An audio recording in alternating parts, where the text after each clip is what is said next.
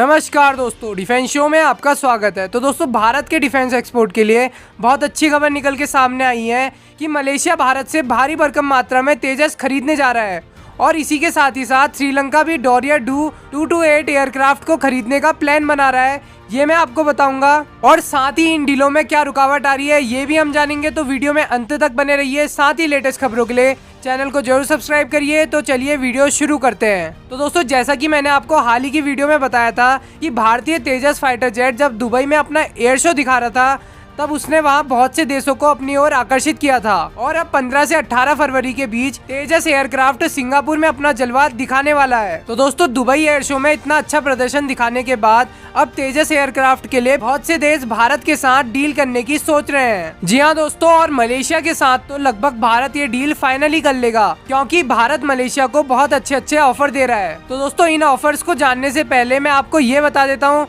कि भारत के साथ ही साथ और कौन कौन से देश मलेशिया को एयरक्राफ्ट बेचने की जद्दोजहद में लगे हैं। जी हाँ दोस्तों, भारत कोई अकेला देश नहीं है जो मलेशिया को एयरक्राफ्ट बेच रहा है। मलेशिया के पास और भी बहुत सारे ऑप्शन है, मगर उन सभी ऑप्शंस में सबसे बेस्ट भारत ही है। और ये कैसे है ये मैं आपको बताता हूँ। तो दोस्तों, सबसे पहले तो चीन और पाकिस्तान अपने J-17 एयरक्राफ्ट को बेचने के लिए मलेशिया के पीछे ही पड़ गए थे और जब मलेशिया ने चीन पाक के इस एयरक्राफ्ट को खरीदने से मना कर दिया तो चीन ने इसका 30% रेट गिरा दिया। मगर फिर भी मलेशिया ने इसे खरीदने में बिल्कुल दिलचस्पी नहीं दिखाई क्योंकि सभी देश जानते हैं कि चीन के सामान की क्वालिटी क्या रहती है और इनके एयरक्राफ्ट हवा से ज्यादा तो जमीन पर चलते हैं। और इसी के साथ ही साथ मलेशिया की कुछ टर्म्स एंड पॉलिसीज के चलते अमेरिका और रूस भी इस रेस से बाहर हो गए। और दोस्तों, अब इस डील में भारत का एक ही कंपटीटर बचा है जो है टर्की। तो दोस्तों, मैं अब आपको भारतीय तेजस और टर्की के हूर जेट में डिफरेंस बता देता हूँ। तो दोस्तों, सबसे पहले बात करते हैं भारतीय तेजस की। तो ये भारतीय तेजस चौथी जनरेशन का फाइटर जेट है और तेजस की सबसे बड़ी खासियत यह है कि कम ऊंचाई पर उड़कर ये दुश्मन पर सटीक निशाना लगा सकता है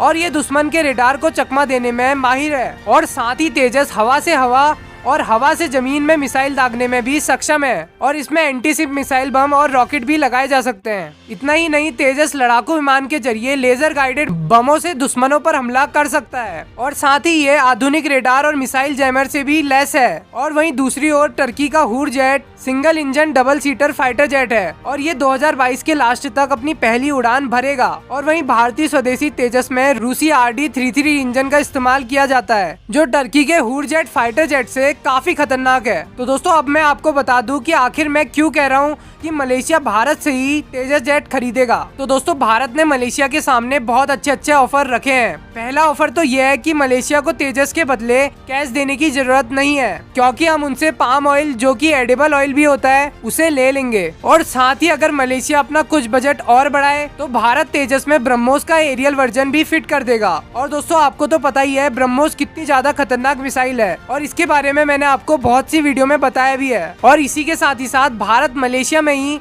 तेजस की मेंटेनेंस के लिए एक फैक्ट्री भी खोल देगा। तो इतने ऑफर मिलने के बाद अब मलेशिया इस डील से बिल्कुल इनकार नहीं करने वाला है। तो अब आप सोचेंगे कि ये सारी बातें फेक है और मलेशिया भारत से कोई डील नहीं करेगा, मगर मैं पिछले साल से आपको ये बता रहा था कि ब्रह्मोस की डील फिलीपींस के साथ होने वाली है और तब भी कुछ लोग इसे फेक समझ रहे थे। मगर ब्रह्मोस की डील फाइनल हुई तब उन सभी के मुंह में ताले लग गए। और दोस्तों, इसी तरह से मलेशिया और भारत की डील के भी फाइनल होने के बहुत ज्यादा चांसेस हैं। तो दोस्तों, इसी के साथ ही साथ मैं आपको बता दूं कि श्रीलंकन मिलिट्री भी इंडिया से डोरियर 228 मैरीटाइम सर्विलेंस एयरक्राफ्ट खरीदने का प्लान बना रही है। और जैसा कि आप सभी को पता ही होगा कि हाल ही में भारत ने श्रीलंका को सॉफ्ट लोन भी दिया था जिससे कि वो अपने लिए तेल खरीद सके। और अगर ये डील भी फाइनल होती है तो भारत और श्रीलंका के बीच और नजदीकियां बढ़ जाएंगी। तो दोस्तों, अगर इन दोनों में से कोई भी डील फाइनल होती है तो वह भारत की पहली एयरक्राफ्ट डील होगी और साथ ही आने वाले 10 सालों के अंदर भारत भी टॉप एक्सपोर्टर की लिस्ट में आ जाएगा।